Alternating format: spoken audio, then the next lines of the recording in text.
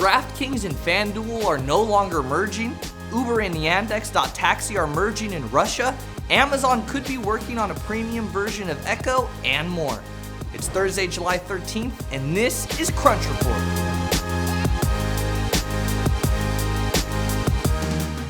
What is up, TechCrunch land? You ready for the news? Because I got it. Uber combined with a company once before in China, and it's looking like it worked out. And now, they're doing it again in Russia. Today, Uber announced it will be combining its ride-on-demand business in Russia and neighboring markets with yandex.taxi, the ride-sharing business built up by the Russian search giant over several years and the current leader in the market. It will be a separate joint venture valued at $3.72 billion. The deal, which will cover operations in Russia, Kazakhstan, Azerbaijan, Armenia, Belarus, and Georgia, is expected to close in Q4 of this year and has already been approved by the boards of both companies.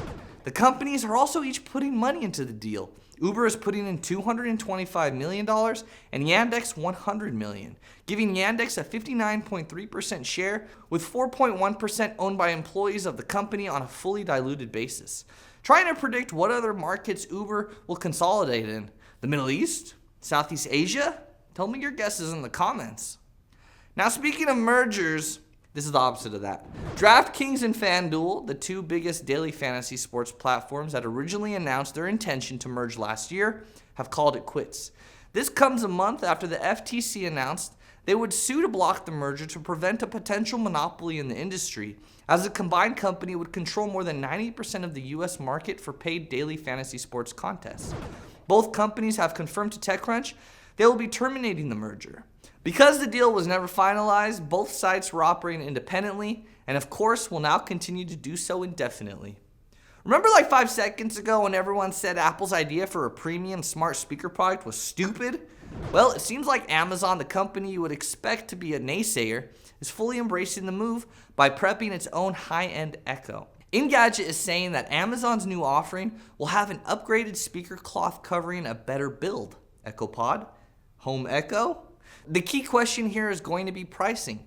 Does the company go full Apple and charge a few hundred? Or does it try to make Apple look silly by offering a comparable product for half or even a third of Apple's pricing?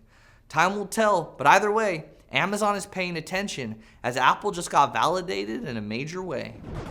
Apparently, Walmart's Jet.com has money to burn because the company just partnered with Latch to install smart locks at 1,000 apartment buildings in New York City. The two companies are jointly bankrolling the project to make it easier for customers to get access to Jet's e-commerce products. Sure, Latch is just a smart lock, but really, it's a critical tool that facilitates package delivery, one of the biggest pain points of city life. Jet and Latch thought ahead and pre-programmed Jet delivery partners to have access to the locks. This should ease the minds of some urban dwellers who would rather walk across the street to buy essentials than risk having to go to a centralized UPS location to pick up a package that couldn't be delivered. First world problems.